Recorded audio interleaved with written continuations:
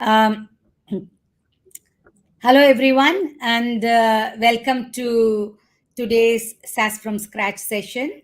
I'm Vani Kola from Kalaari Capital, and I'm really excited to host Rohit for this episode of SaaS from Scratch. I'm sure you've all joined because you want to hear from Rohit, co founder of Darwinbox, and he has taken his vision to transform HR technology and grown it into a unicorn offering groundbreaking solutions for the global market, right? And I know the journey of that is something that every founder aspires to repeat with their own idea, with their own vision. So today I want us to go deeper into Rohit's perspective and learnings in navigating that journey. So Rohit, thank you for making the time today. Thank you, Annie. Thank you for having me on SaaS from scratch. Of course, like you said, we have enough mistakes that we've learned from, right? Bruised with all the mistakes that we've made in this journey. So happy to offer anything in terms of perspectives that would be helpful for anybody starting up or in their early stage of journey, right? And it was one of the journeys that could be, and thankfully. The product has grown, the market has grown, the reach has grown, but of course made a ton of mistakes while doing that. So happy to talk about our journey.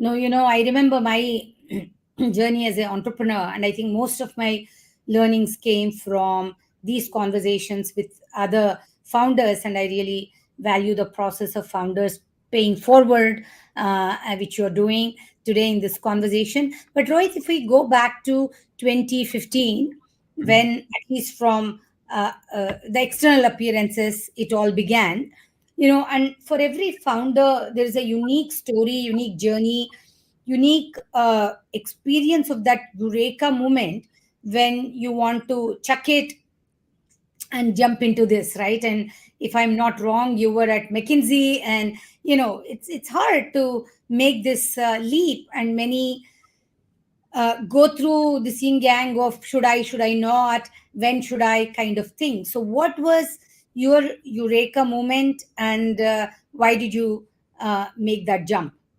Got it. I'd spent a considerable amount of time at McKinsey, Vani, serving clients across the world. And I think prior to McKinsey, before B School, I was at Google. So I'd been exposed to a certain quality of products while I was at Google, which were internally built or what we were building for the market. And one thing I hated while I was at McKinsey and while I was looking at the customers was how the products that they were using were very clunky and very difficult to use, and that's something that used to always trigger me in terms of everything that I had to do or I had to tell a customer to do.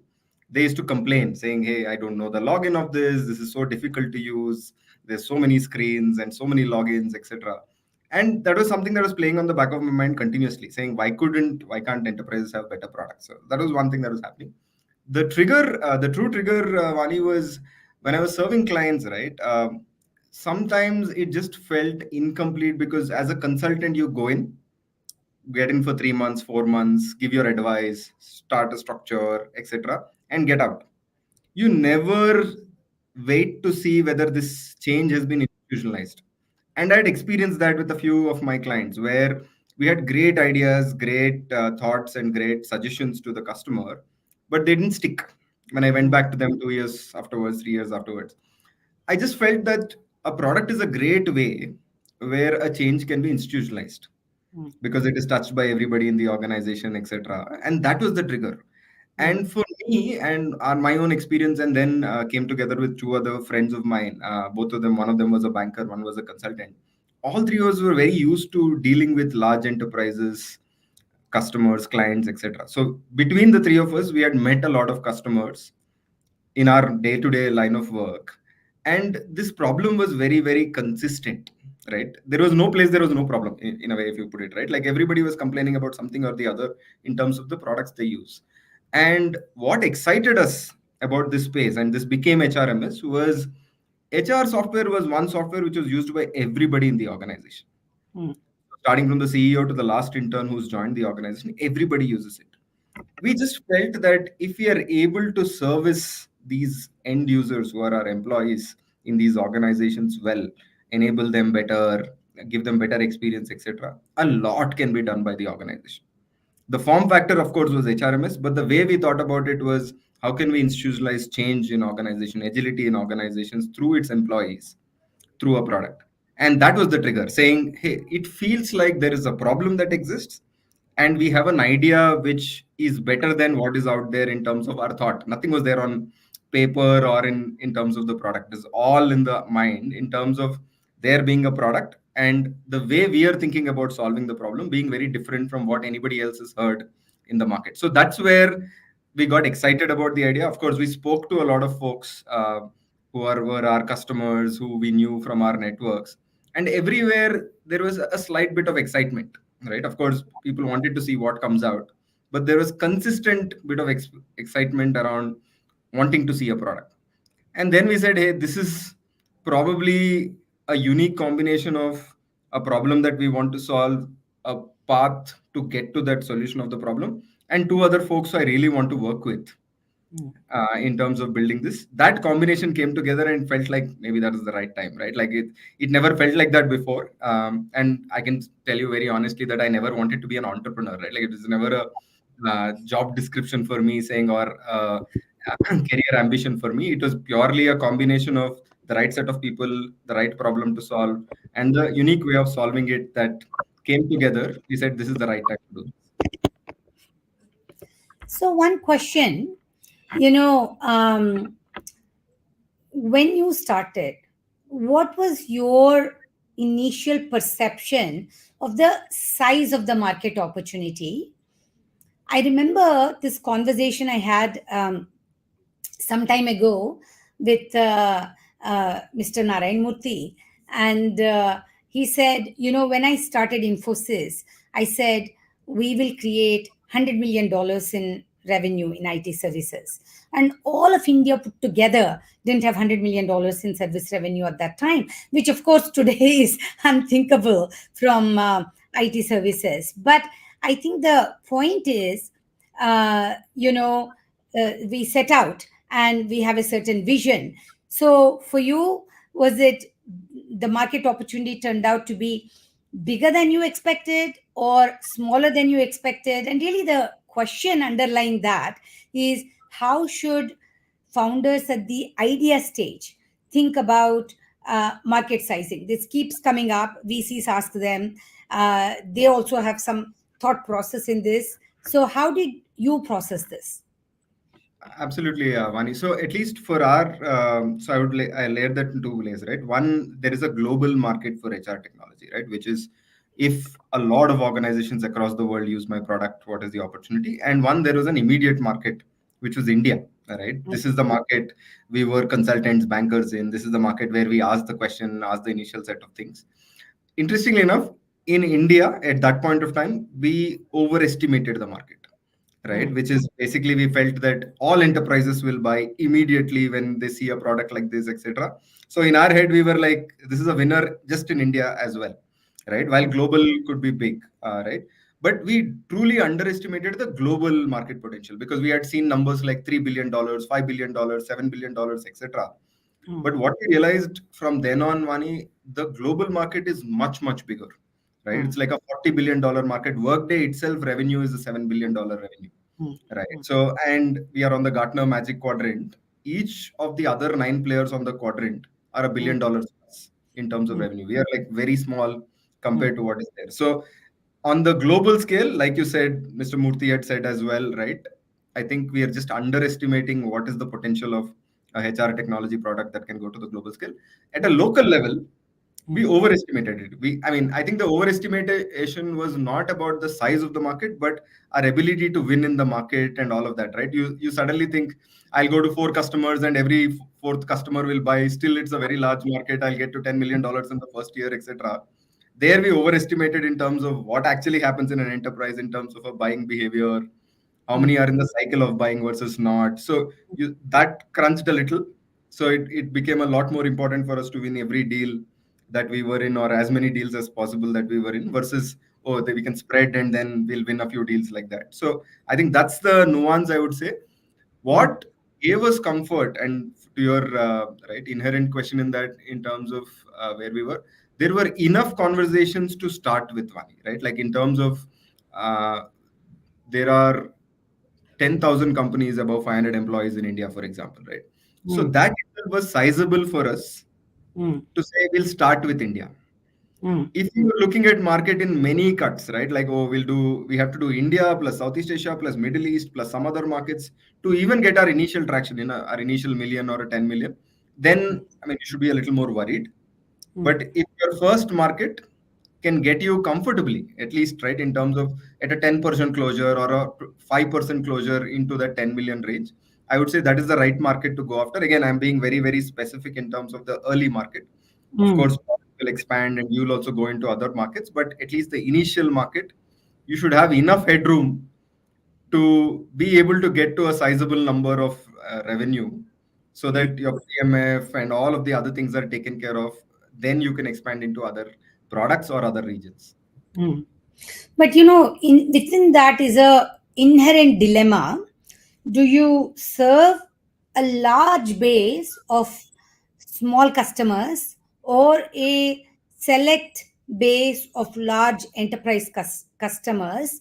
And that, transition or pivot is easier said than done, because regardless, there is a core product architecture, sales model, market positioning that has to radically shift. And it's not a obvious or a small shift, but you seem to have done that very well. And most companies fail in that, and so how do we think about this dilemma of a large base but small ARPU per client, or small base and large ARPU per client? Yeah. So I think it's a great question, and it's a very common question that comes up, Vani, when we are having these conversations as well, right? I think here I would say there are two parts to this. One is I would talk about founder product market fit, right? Like I think the three of us, right, were much more naturally oriented towards enterprise customers because we've been consultants, bankers, etc. That's the market we understood. That's the business we understood. We didn't know how to do a B2C product, or we didn't know how to do, for example, a SME product because we've not dealt with them. mm, So naturally, we were not thinking that. We were thinking, hey, large organizations, how will they buy? How will they implement, etc. Rather than thinking, oh, people can buy off online buying, buy on their own, POCs, etc. on their own, etc. So we didn't think of it as a PLG motion. We always thought there is a big buying cycle, etc. That is mentally we were there.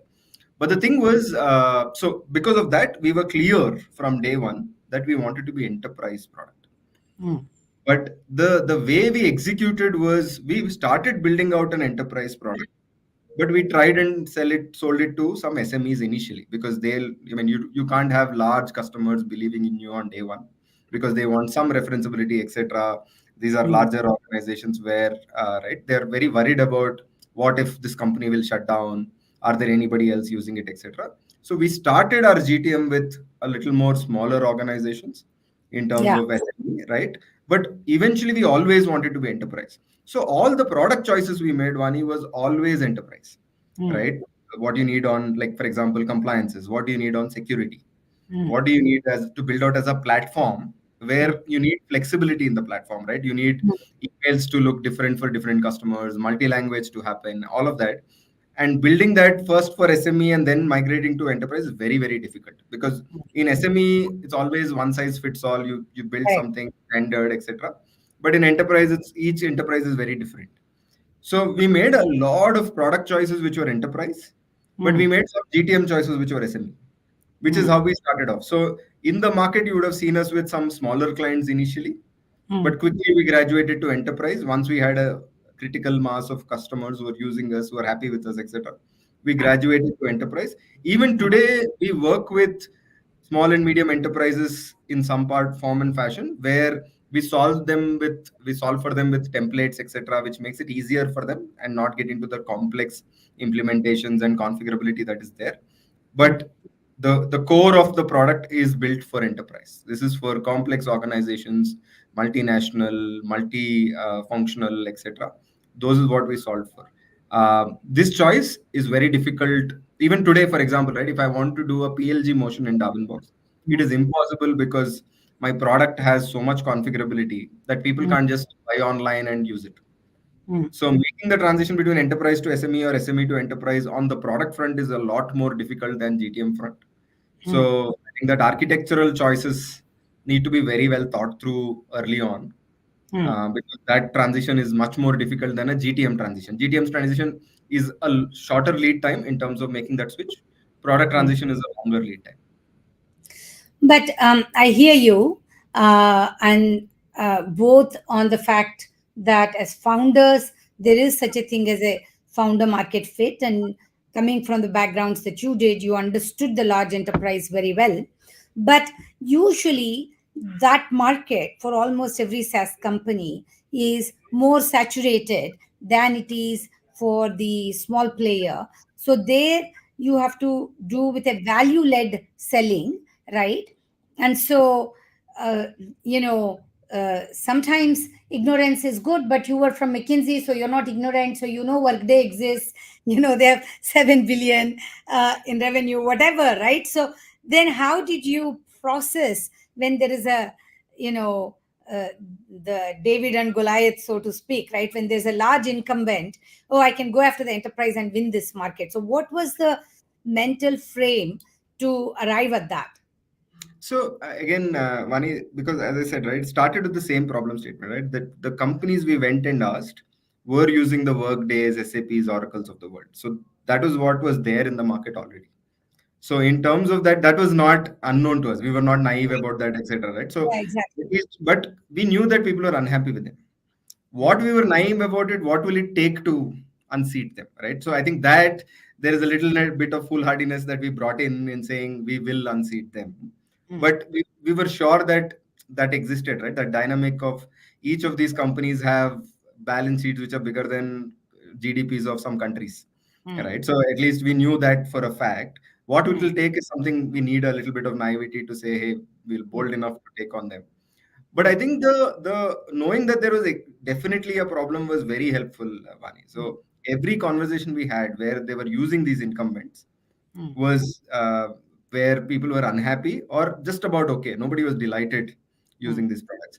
The other advantage with large incumbents, Vani, is that there is a lot of information out there about them. mm, If you want to see the product, it's out there, right? Because there is trainings, etc., available online. You can go and train yourself on a Workday, SAP, Oracle.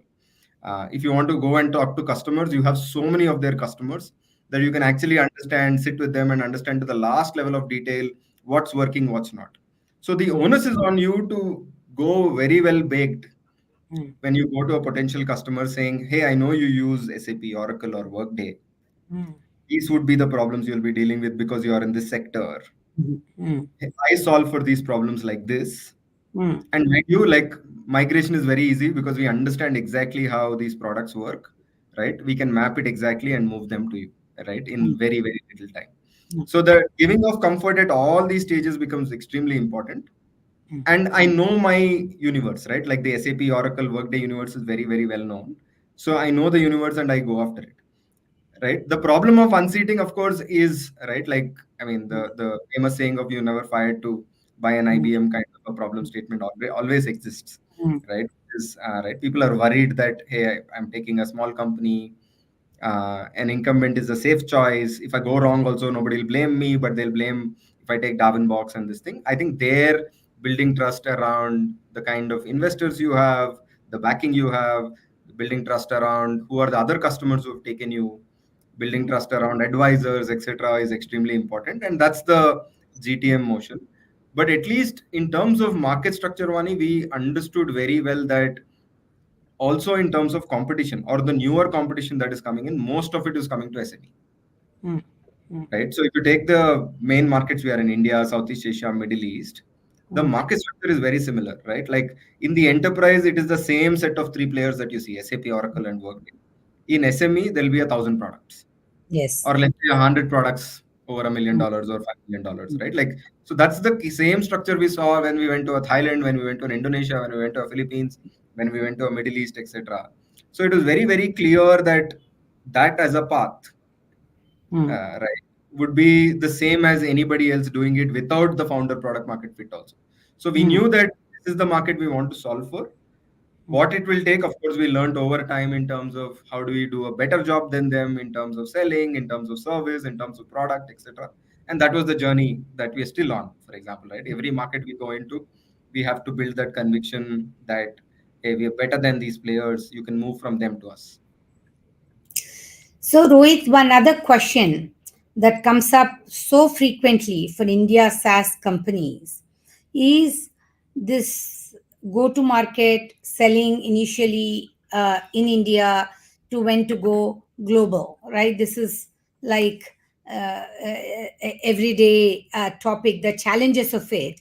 While some companies do this very well, like you have done, many actually fail because the product fit, the positioning, the sort of marketing approach, and the financial investment that it requires, there is a gap, right?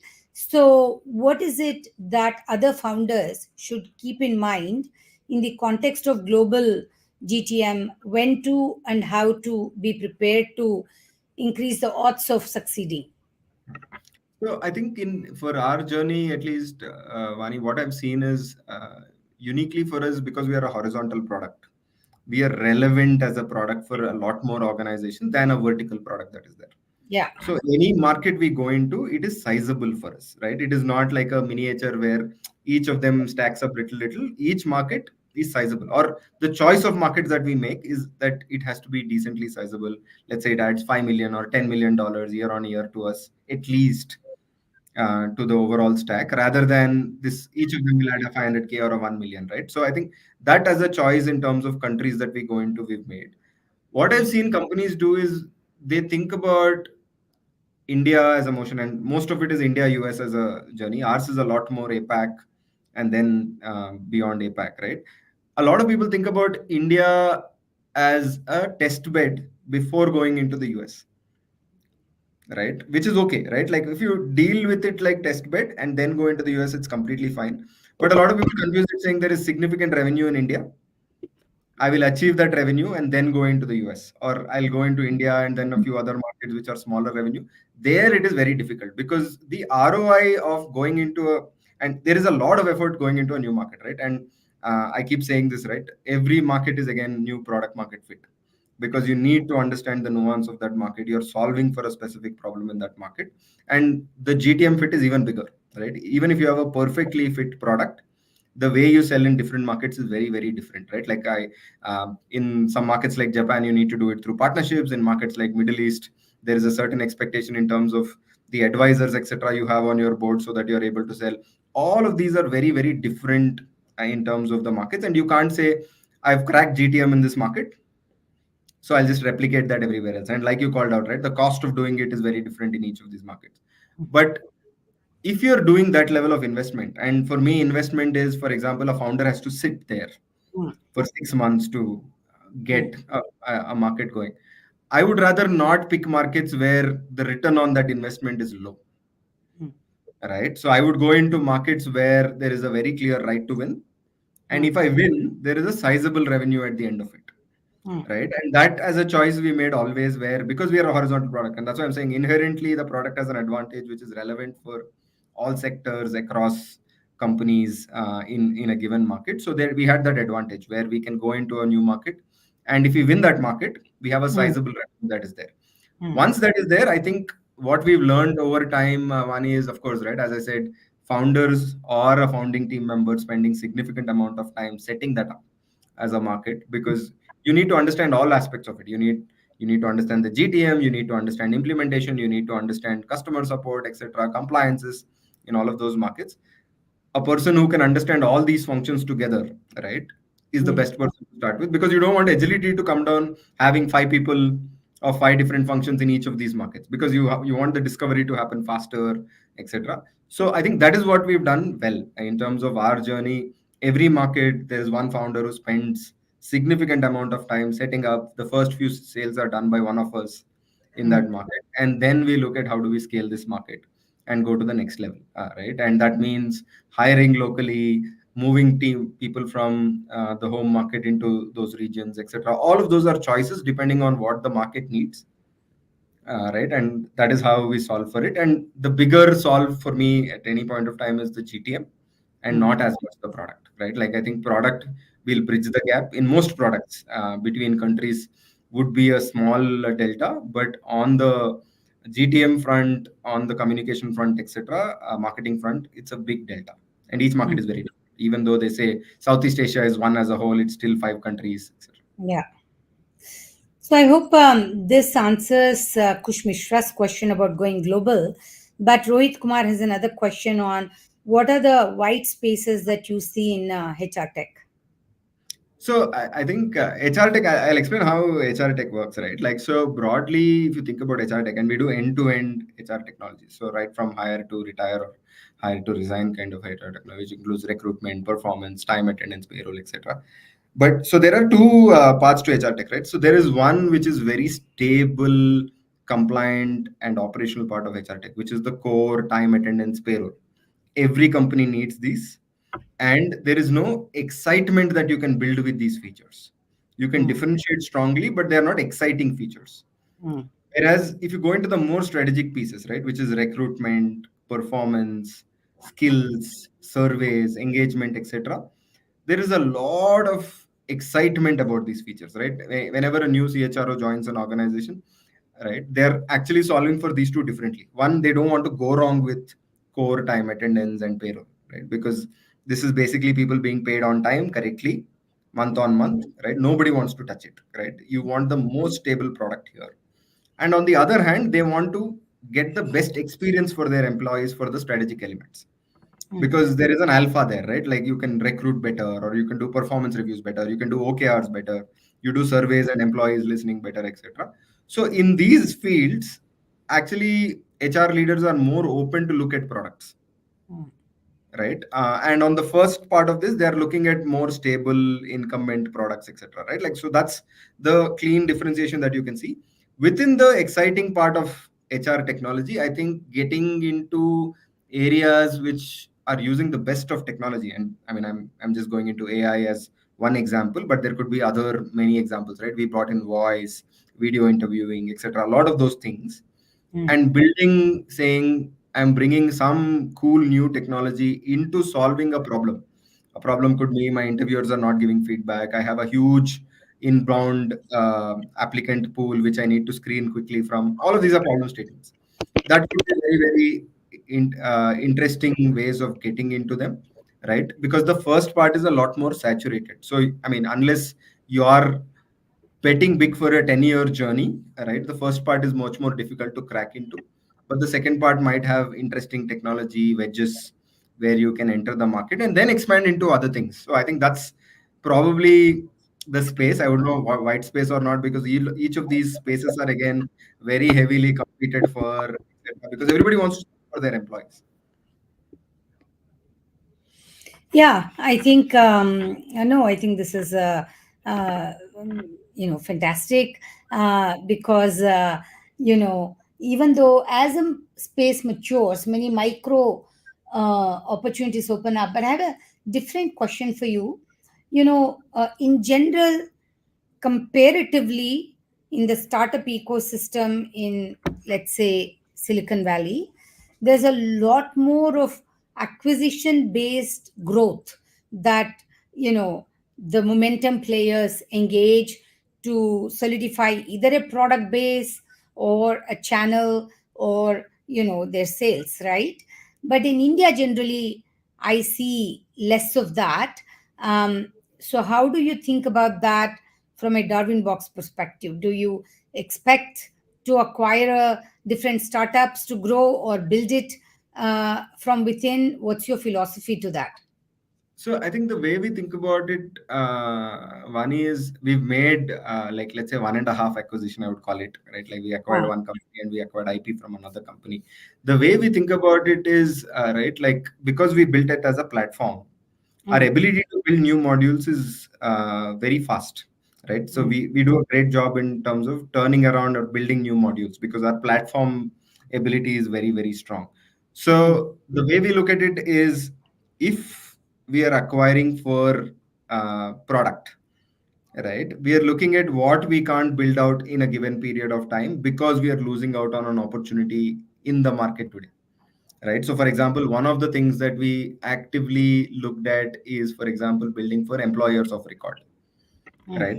During the COVID time, everybody was hiring people everywhere in the world. You wanted employer of record, one person everywhere, etc. mm, Right? But we felt that that was a like a COVID spike.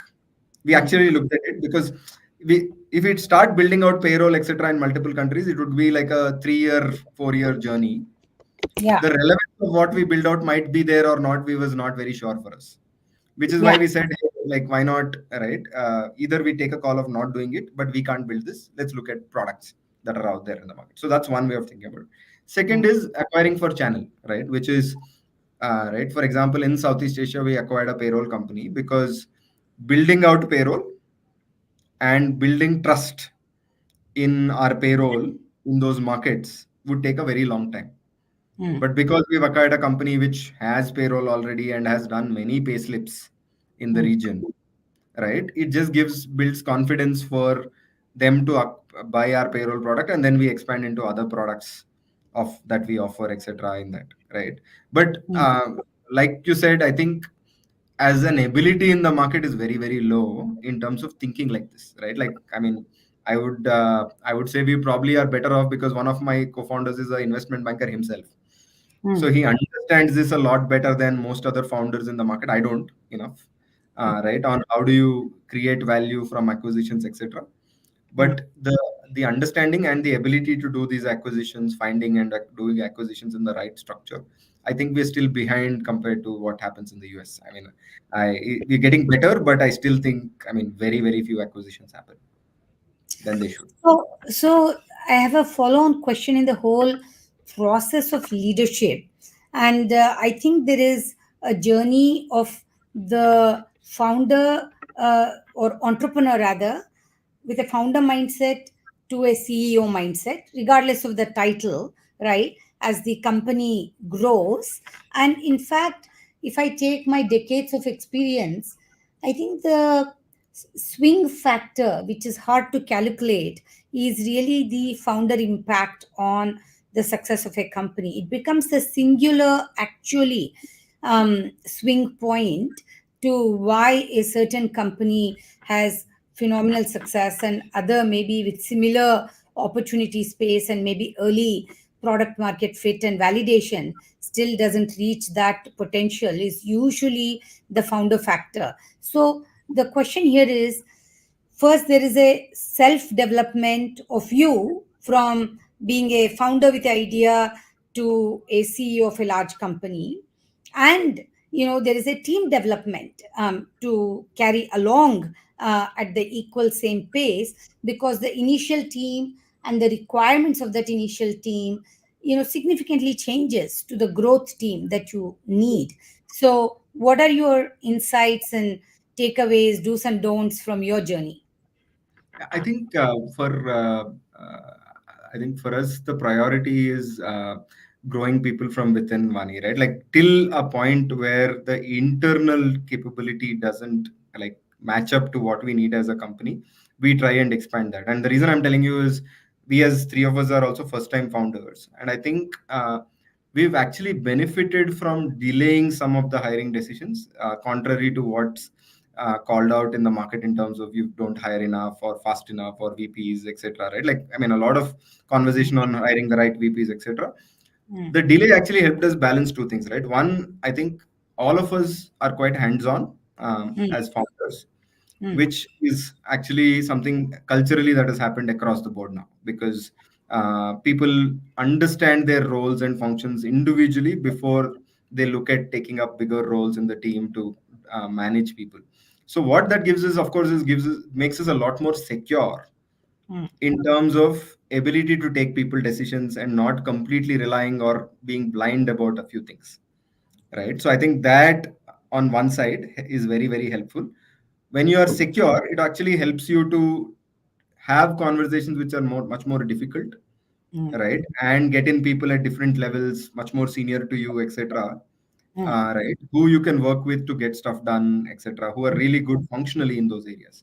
So that Yeah. combination is something that it's a very very delicate balance, right? Like you called out, right, in terms of which of your team members, early team members, have gone to that scale where they can, I mean, obviously they can do this themselves, right? But can they manage a large team? Would they need help from outside? Would they be willing to work this person who's coming from outside? Or they're not ready to take this up, so they will be looking at other roles in the organization, etc. That balance, I think, is something which is a continuous journey. And I think as a founder, you need to be able to notice, observe those in your team members. And I think that's something that has helped us, or we've learned over time, on how to see whether a person is ready for their next role. Because you also are doubling year on year as a organization, right? So somebody who's handling X business today and has experience of handling X business, that it becomes 2x next year, the same region or the same product. And suddenly the capabilities needed to manage the 2x, you find it Yes. limiting. Now that's the question around, in terms of, can you see halfway through the year that can this person manage the 2x, Mm. and then right, get people from outside to manage that, or provide the necessary training, etc., to that person if you think they can ramp up quickly. I think those are choices. And some situations the fit doesn't happen, right? Like there are a lot of great 0 to 1, 1 to 10 kind of players Mm. who like just that. Mm. They get very bored, or right, don't enjoy building the 10 to 100 journey where it's a lot of systems, processes, etc. And for them, probably it is like a new market that they're looking at, where they can Mm. find that 0 to 1, 1 to 10 journey, or they're looking at other organizations where they find that. So those natural conversations need to happen. And I think that's the big learning for us, is first, if we are secure about ability to handle that, because we've done this once, right, our ability to have this conversation with those individuals also gets better, in terms of having that saying, hey, I mean, we're backing you to get to this. These are the 3, 4 areas to grow in. If not, we should get somebody from outside. But you enjoy this versus this. Do you want to look at? So many of those parts of that conversation, I think, is a lot more possible if you are hands on, at Mm. least for some parts of the organization. So, Rohit, so much of self development is around self awareness. And I know over time what have been difficult areas for me to grow as a leader. And so, what are some of the areas you have struggled with and had to overcome in your leadership journey, if you feel comfortable sharing? No, absolutely, Vani. So I think, right, and the advantage that I have is, of course, the three of us as founders are very different as personalities. All right. So each of us brings in a very different way of looking at a problem, addressing a problem, executing stuff. And that actually, and we're extremely honest with each other, because there is a level of trust that we believe that, right, the organization is bigger than the three of us. So all of us have to play to the best of our potential to get that. And Mm. we demand that of each other. Mm. So feedback has never been short, right? In terms of, there was never shortage of feedback in terms of for each other, because, for example, right, what I bring to the table in terms of agility, right, the 0 to 1 action, 1 to 10 action, right, quickly taking decisions, moving people around, all of those things, right. Let's say comes short when I think of getting into absolute level of last level detail, doing so much research for days together to get to an answer, right? And that actually caused me to, right, not look at some gaps, etc., in terms of the business and all, because I didn't get to that last level detail, Mm. because I believed that it was at that second level, third level, etc. Mm. Whereas, like, for example, a Chaitanya is great at getting into the last level of detail Mm. and solving for the last edge case that is there in a product, etc. And he takes care of product for the right reasons, right? Mm. So when he gives me feedback in terms of saying how he does when such a situation comes, and that comes short for me, I know for a fact that, oh, this is a place where I need to get to that last level of detail, right? And I'm at least aware, so I make the effort, or I take help, Mm. right? And I don't go in it to saying, oh, this is a thing that needs a lot of detail, but I'll still do it at the 30% level, 50% level, and I'll get the right answer. I can't take intuitive calls on this, is something that I'm very very clear about. And I don't go in anyway thinking that I'm really smart and I can still do it at 30% time. That in some situation that is not useful, right? Like, so at least that way, I think, just having a co-founder group which is very honest with each other and come from very different skill set and capabilities, etc., is very, very useful, because at least it helps you know what you're short at, and some things we can bridge, some things we can't. At least we'll get help when needed. So, I want to dig deeper into this co founder question because, um, again, Rohit, I have seen several great ideas and companies with great potential that sort of get forgotten because they are lost in the co founder issues. Okay. And there is a lot of value. We talk about, value attrition because of investor and founder friction. While that there may be examples of that, I've seen more value attrition because there is co-founder friction. Okay, much like a good marriage, maybe it just happens by luck, but more often than not, it happens because you intentionally work at it and you have to, right? And if you just assume there is something perfect out there, it uh, may or may not happen, most likely won't happen.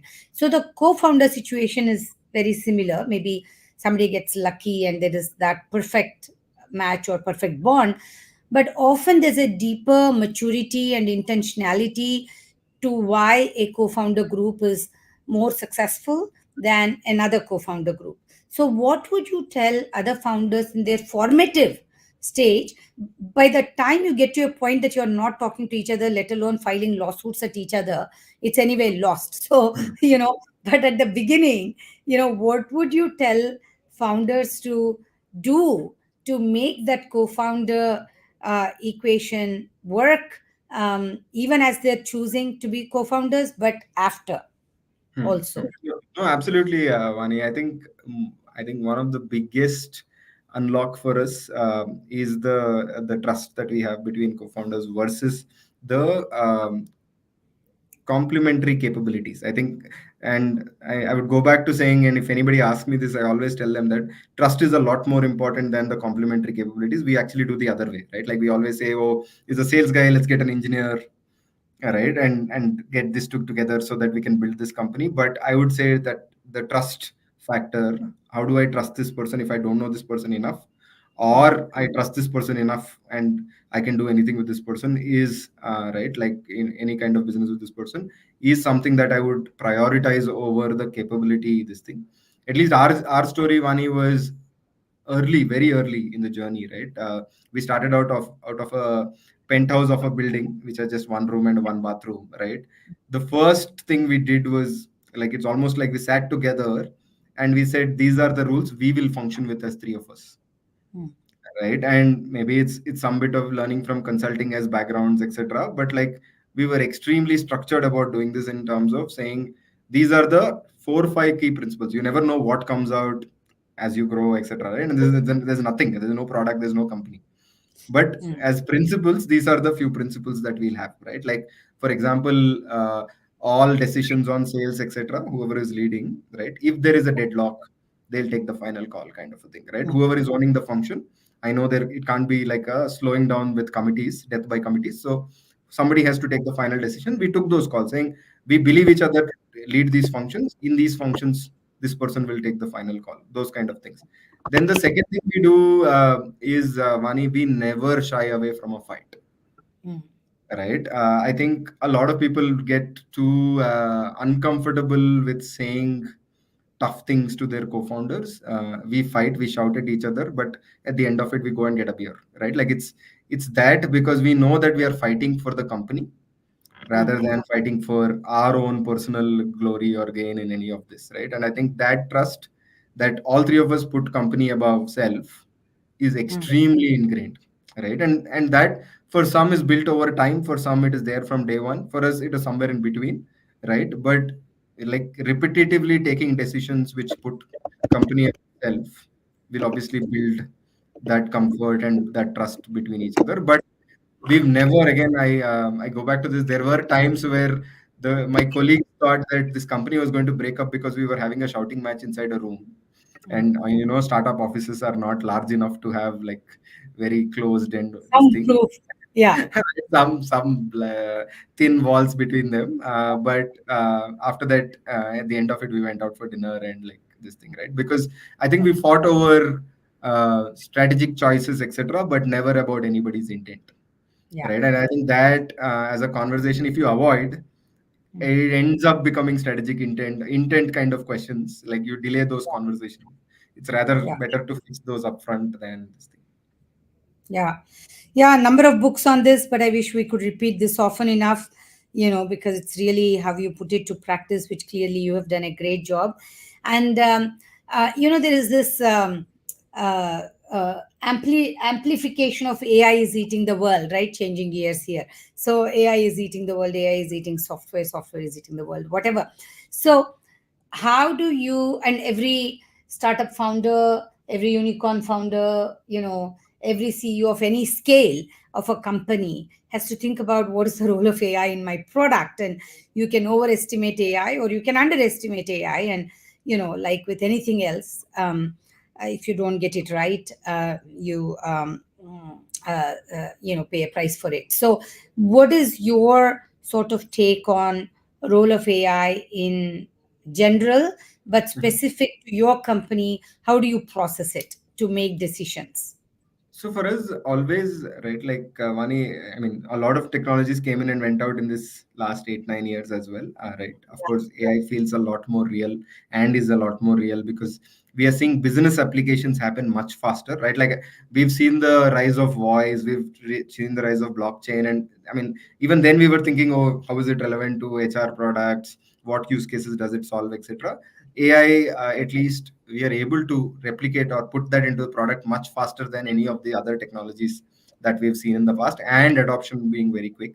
So the two ways we think about AI is one for us, we are all about a productivity and efficiency kind of a platform, right? So what parts of AI, right, or generative AI is helping us on that is something that we think about deeply. For example, today most organizations have tons of policy documents, process documents, etc., and it is painful to read through all of that and give answers and all. And AI is some, and we tried to use AI in the past to solve for this with like 60% 70% efficiency, where we spent a lot of money ourselves with engineers in house to solve for this problem. Suddenly, with this outburst of OpenAI, Gemini, everything, right? We have enough models to actually get to like a 80 90% accuracy very, very quickly just using their APIs, right? Which is right. I dump all my policy documents, and then most of the actions or what the employee needs as queries, right? It actually reads through and gives you a better answer because it understanding the language of employees. The biggest challenge used to be the questions were in different formats, the answers were in different formats, and it didn't understand what formats these were when we tried to do this through like intent based AI, etc., right? Like, so I think there we are seeing a lot of transactional time coming down in organizations. This is already in the works in a lot of our customers, so that's where we're seeing.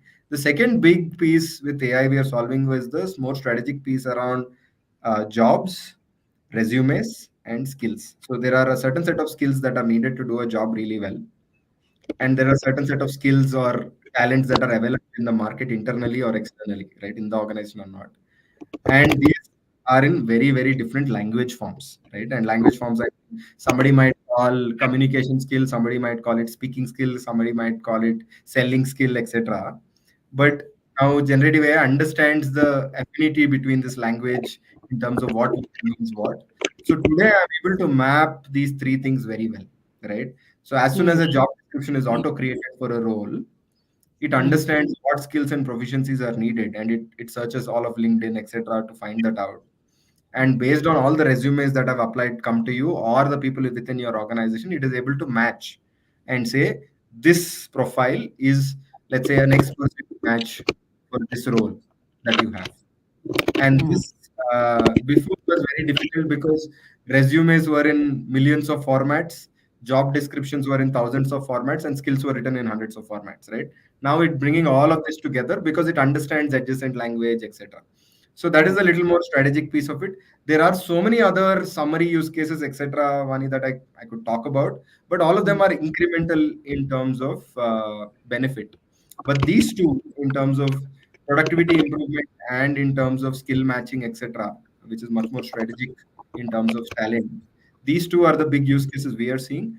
But the biggest advantage we are seeing, one is as an incumbent platform who has a lot of data, we are able to experiment a lot better than any of the new platforms which don't have real client data. Mm. So we feel that we have an advantage because we have like 9 years of data of customers, for example, who've used the platform where we can test models Mm. faster versus a new player who's coming into the market and trying to do AI. They don't Mm. have real data that is there from a customer. Mm. What is the integrity of the data, integrity of the response, etc. So we have a advantage as a head start, and I think again I strongly believe that incumbents, of course, will have an advantage in Mm. terms of the data piece of it, how Mm. quickly they use what is available in the market in terms of technology to make good use of the data and give back better solutions to their customers will differentiate between who wins this race and who gets left behind. But this is a race which will again create a big wedge, which is right, like people who will get ahead and people who will stagnate. Mm.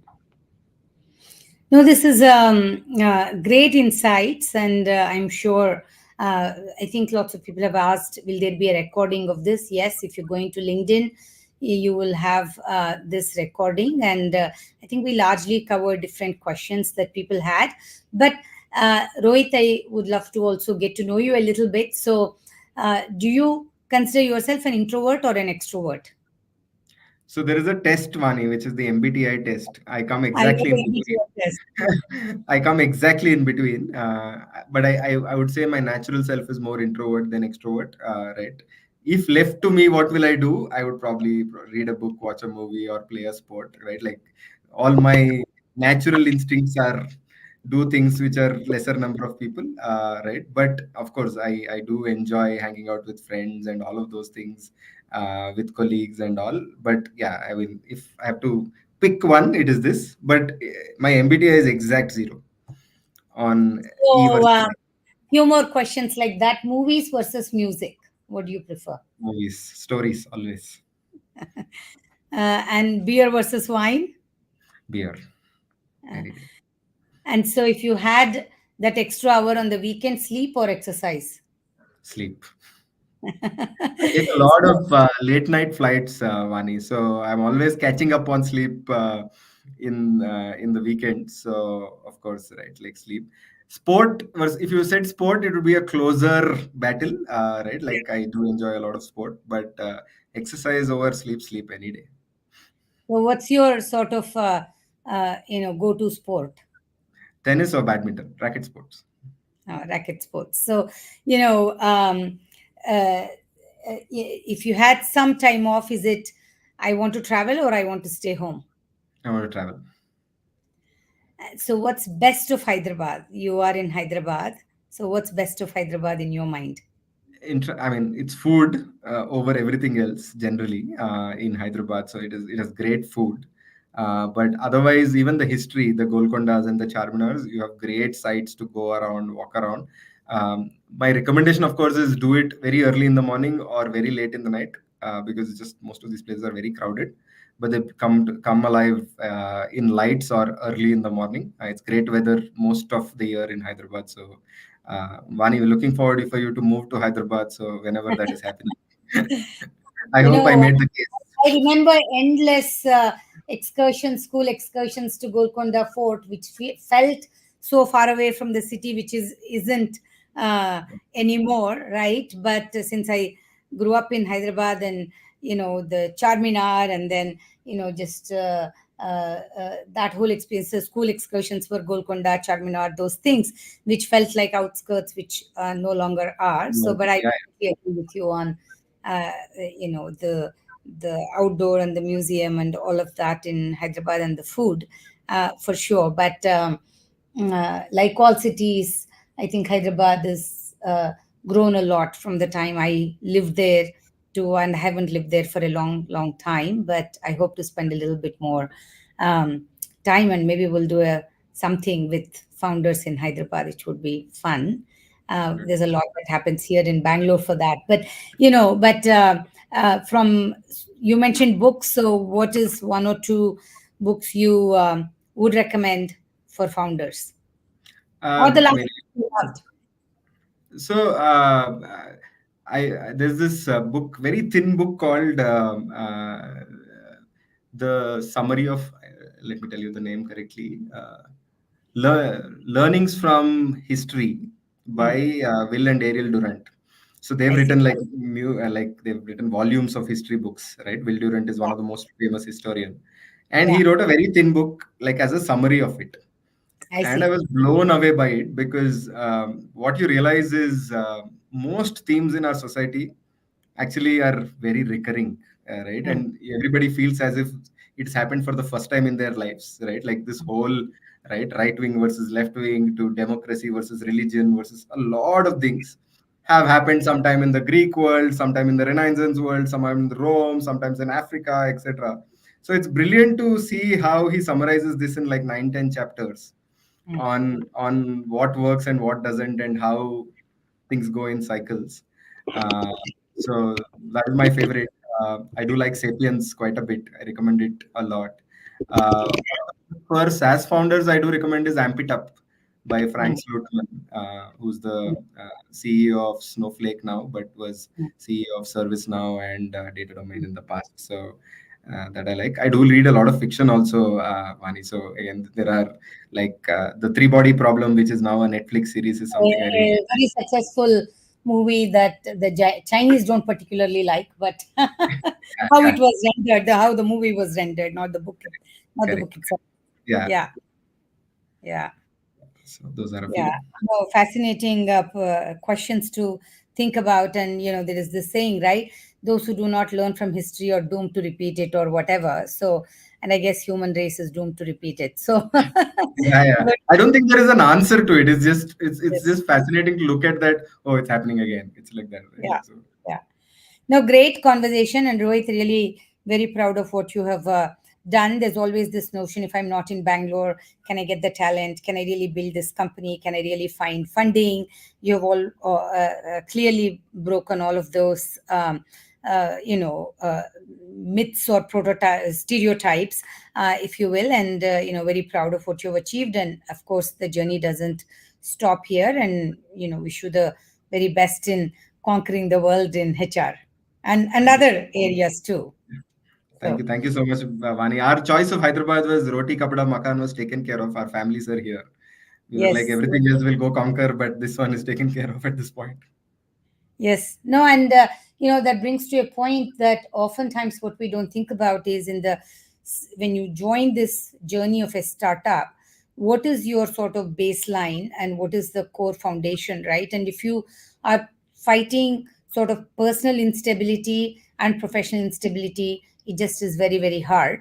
And if you have one thing taken care of, you can go fight the other fight, right? And so when your personal life has that stability, then it's a little easier to jump with full intent, full body into the startup world. Yeah. Absolutely. But great conversation. Thank you so much for the Yeah. questions, Vani. Yeah, thank you for making the Happy. time. It's very useful. And, and if anybody has any questions, guys, you can post it. We can get them to Rohit in a week or so and summarize that for you also. So thank you to the audience for joining. And Rohit, again, wish you the best, but take care. Thank you so much, Vani. See you. Bye. Thank you.